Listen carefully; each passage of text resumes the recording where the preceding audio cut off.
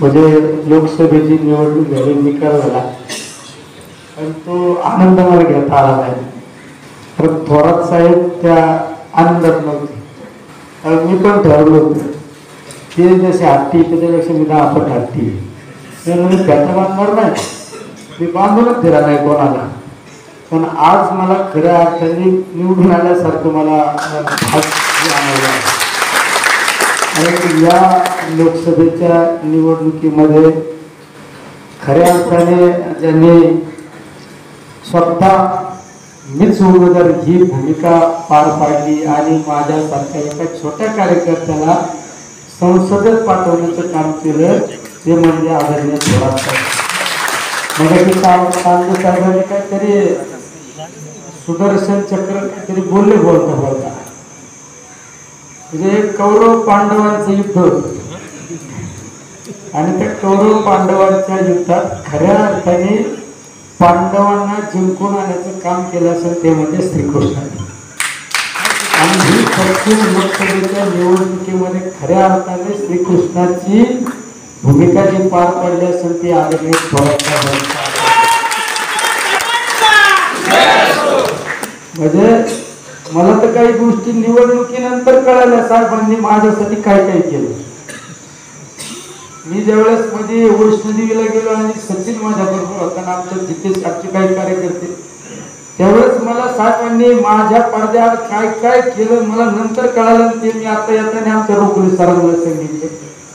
म्हणजे खऱ्या अर्थाने तुम्ही संगमनेरकर नशिबान येता, खरंच नशिबान येतात तुम्हाला इतका कधीच घेतला.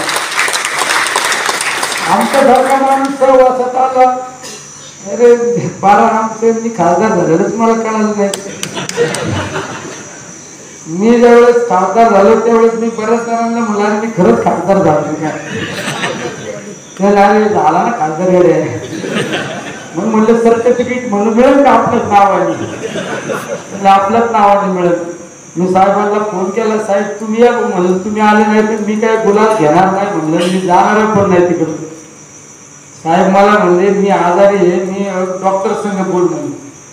मी म्हणलं नाही तिकडे इंजेक्शन मारा म्हणले एखादं आणि गाडीत सलाईन घ्या पण तुम्ही या म्हणलं. साहेब म्हणले मला खरंच येता येणार नाही.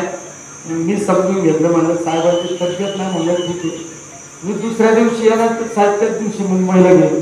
म्हणजे मुंबईला हॉस्पिटलला गेलो पण ती भेटून देत नव्हते. पण काल साहेब आल्यानंतर म्हणला सगळे काम तिकडं काम आपण नाही का आपल्या भाषेत काकींच्या भाषेत रोजच ते कुठाने चालू आहे. अरे ज्या माणसाने आपल्याला फार दिल्ली दाखवली तिच्याकडे गेलं पाहिजे, आशीर्वाद घेतले पाहिजे. म्हणजे खरंच माझ्या निवडणुकीत खऱ्या अर्थाने जी भूमिका पार पडली असेल ना ती थोरात साहेबांनी भूमिका पार पाडली.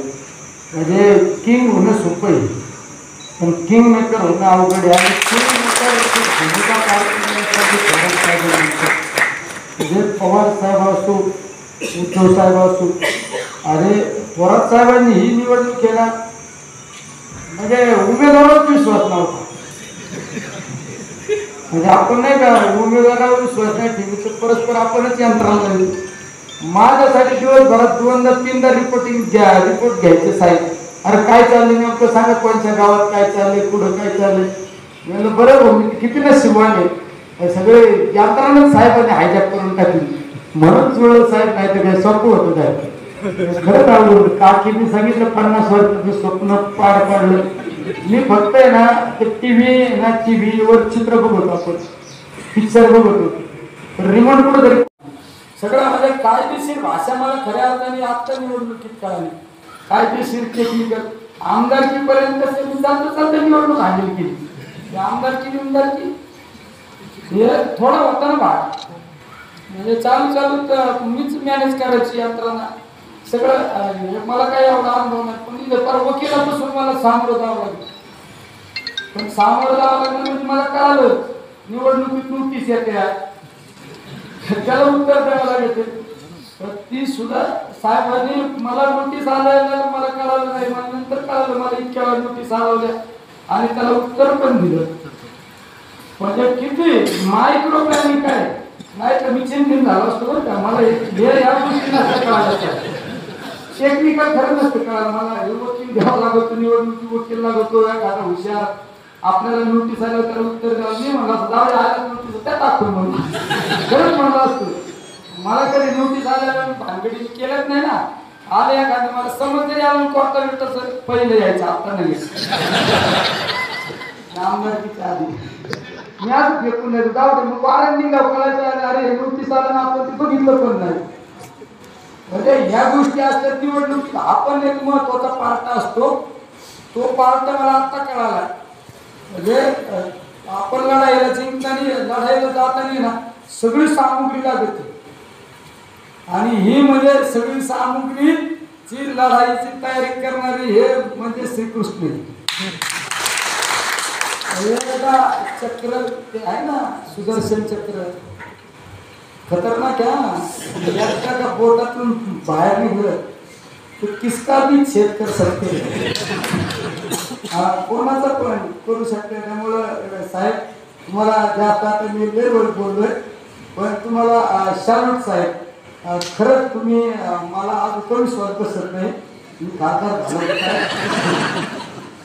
पण लोक म्हणतात झालो. आता तुम्हाला भेटलं तुम्ही सत्कार केल्यावर मला अजून गॅरंटी पटली. पण आता थोडं मार्गदर्शन पण साहेबकडे करा आणि थोडा मी आला नाही समजून घेतला.